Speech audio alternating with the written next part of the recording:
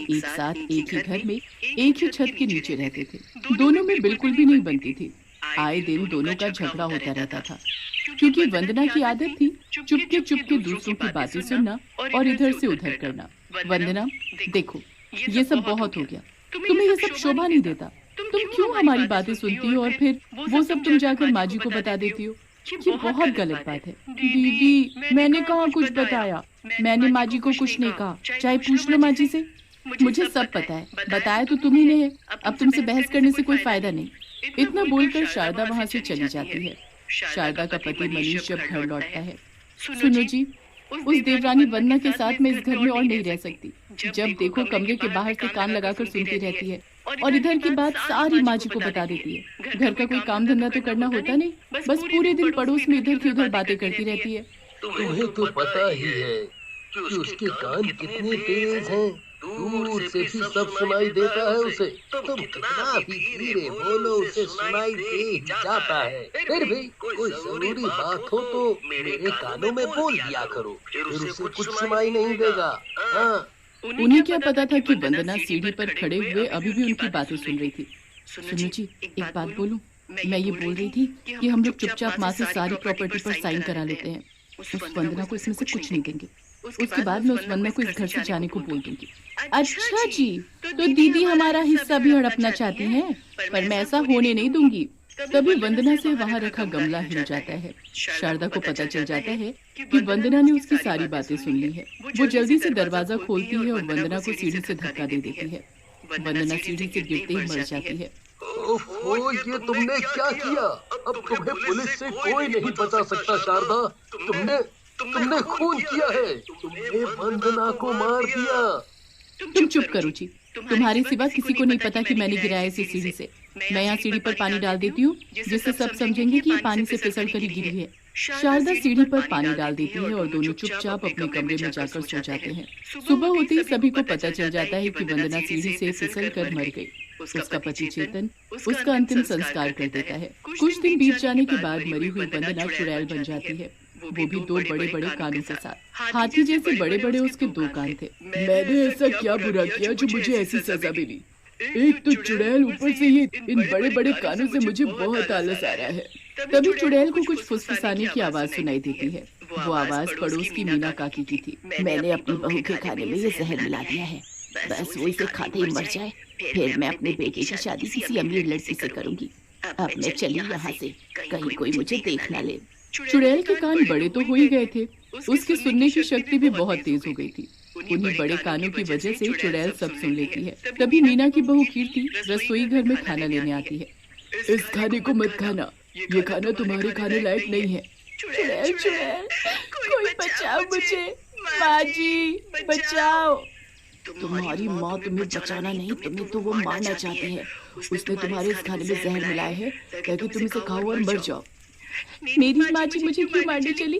वो तो मुझे बहुत प्यार करती है, मेरी अपनी माँ से भी ज्यादा। तुम ठहरी एक चुड़ैल, मैं चुड़ैल की बात पर क्यों विश्वास करूं? ये मेरे बड़े बड़े कान देख रही हो?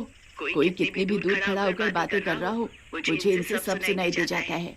मैंने इन्हीं कानों से सुना, तुम्हारी सास अपने बेटे की दूसरी शादी करना चाहती है किसी अमीर लड़की से, इसलिए वो तुम्हें मारना चाहती है। वो उधर देखो, खाने पर जो मक्खी बैठी थी वो उसे खाते ही मर गई। अब तो तुम्हें सब समझ आ गया होगा। तुमने सही कहा, इस खाने में वाकई जहर है। मैं सोच भी नहीं सकती कि माँ जी मेरे साथ ऐसा करेंगी। वो मुझे जहर देकर मारना चाहती थी। तुम चुड़ैल तो हो, लेकिन अच्छी चुड़ैल हो। तुमने मेरी जान बचाई, इसके लिए तुम्हारा बहुत बहुत शुक्रिया। अगर आज ही खाना मैं खा लेती तो मेरे पेट में पल रहा मेरा बच्चा भी मर गया होता। अच्छा हुआ जो वक्त पर पता चल गया। खैर, अगर ये जहर वाला खाना तुमने बाहर भी फेंका तो कोई जानवर इसे खाने से मर भी सकता है। इसलिए ऐसा करो, ये खाना तुम मुझे दे दो, मैं इसे खा लेती हूँ। मैं तो चुड़ैल हूँ, पहले से ही मरी हुई, इसे खाने से मुझे कुछ नहीं होगा। चुड़ैल जहर वाला खाना खा लेती है, उसे वो जहर वाले खाने से कुछ नहीं होता। कीर्ति सारी बात अपने पति को बता देती है। वो अपनी पत्नी पर विश्वास करके अपनी माँ को खूब सुनाता है। तभी मीना को पता चलता है कि उसकी बहू पेट से है। वो अपनी गलती की माफी मांगती है और फिर कभी ऐसी हरकत नहीं करती। किसी की जान बचाकर कितना अच्छा लगता है, और मैंने तो 2 लोगों की जान बचाई। शुक्र है इस बड़े कानून ने सब सुन लिया और माँ बच्चे बच गए। आधी रात का वक्त था। चुड़ैल एक पेड़ पर सोई हुई थी। सोते सोते उसे फिर से किसी के बोलने की आवाज सुनाई देती है। ये कान तो मुझे रात को भी चैन से सोने नहीं देंगे। अब आधी रात को कौन बातें कर रहा है? जरा ध्यान से कान लगाकर सुनती हूँ। चुड़ैल कानों पर हाथ लगाती है और गौर से सुनती है। वो आवाज दो चोरों के बात करने की थी। वो दोनों किसी के घर में चोरी का प्लान बना रहे थे, जो चुड़ैल सुन लेती है। अच्छा जी, ये चोर चोरी करने की ताक में है। चलकर देखो तो ये चोर आखिर है कहाँ? थोड़ा दूर चलने पर वो चुड़ैल को दिख ही जाते हैं। ये तो दिखने में बहुत खतरनाक लगते हैं। पर मुझसे ज्यादा नहीं होंगे।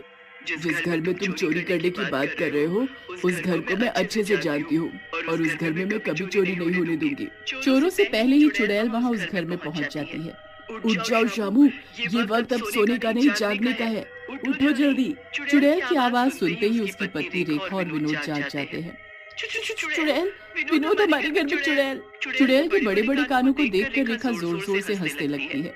चुड़ैल को देख कहीं तुम्हारा दिमाग तो खराब नहीं हो गया? सामने मौत खड़ी है और इसे देखो, पागलों की तरह हंसे ही जा रही है। होश में आओ रेखा, सामने देखो, हमारे सामने चुड़ैल है, चुड़ैल। वो मुझे पता है। चुड़ैल के भी भला कोई हाथी जैसे बड़े बड़े कान होते हैं क्या? खूब हंसो, हंसो हंसो। जब तुम्हारी सारी दौलत चोर लूट कर ले जाएंगे तब भी ऐसे ही हंसना। गुस्सा तो बहुत आ रहा है मुझे तुम पर। जी तो करता है कि अभी खा जाओ तुम्हें।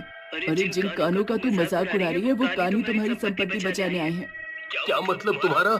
मेरे ये जो बड़े बड़े कान है ना, इनसे मैं दूर तक की क्या, अगर कोई अपने मन में कुछ बोले उसकी भी बात सुन लेती हूँ। मैं तो आराम से एक पेड़ पर सो रही थी, तभी मैंने दो शातिर चोरों को तुम्हारे घर में चोरी करने की बात को सुना और मैं तुम्हें यहाँ बताने चली आई। वो दोनों चोर आते ही होंगे, बस खबरदार रहो पहले से, क्योंकि उनके पास हथियार भी है। मुझे माफ कर देना, मैंने तुम्हारा मजाक उड़ाया। तुम तो हमारी मदद करने आई थी। फिर क्या था, चुड़ैल उनकी मदद करने के लिए तैयार हो जाती है। सभी लाइट बंद करके छुप जाते हैं और तभी वहाँ पर दो चोर अपना मुंह कपड़े से ढके हुए आते हैं। उनके हाथों में तेज धार वाले चाकू भी होते हैं। सुनो, अगर हमें किसी ने पकड़ने की कोशिश भी की तो उसके अंदर खोप देना ये चाकू, समझे? तभी चुड़ैल पीछे से दोनों चोरों को पकड़ लेती है और थप्पड़ ही थप्पड़ बजाती है उनके मुंह पर। वो उन्हें तब तक मारती है जब तक कि वो दोनों बेहोश नहीं हो गए। फिर चुड़ैल वहाँ से चली जाती है। विनोद पुलिस को बुलाकर चोरों को उनके हवाले कर देता है। एक दिन चुड़ैल बड़ी शांत बैठी थी, तभी उसके कानों में चारों तरफ से आने वाली आवाजें गूंजने लगती है। ये क्यों मुझे सबकी एक साथ आवाजें सुनाई दे रही है? इन आवाजों से मेरे कान फट जाएंगे। मैं क्या करूँ? जी तो कर रहा है कि इन्हें अभी काट कर फेंक दूं। तभी चुड़ैल को उन आवाजों में एक आवाज अपने पति की सुनाई पड़ती है। ये आवाज तो मेरे पति की है। दूसरों की मदद करने के चक्कर में मैं ये भूल गई कि मेरी मौत कैसे हुई और क्यों हुई। मेरा भी एक घर है, मुझे और गौर से सुनना होगा कि आखिर ये बातें क्या कर रहे हैं। चुड़ैल अपने घर की तरफ जाती है। बाहर खड़ी होकर वो सब सुन लेती है।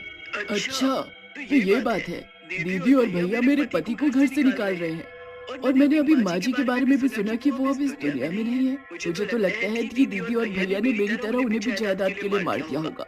अभी बताती हूँ इन्हें। चुड़ैल एक डंडा उठाती है और घर में घुसते ही शारदा और मनीष को उससे मारने लगती है। ये चुड़ैल कहाँ से आई और ये इन दोनों को क्यों मारे जा रही है? छोड़ दो इन्हें, मत मारो।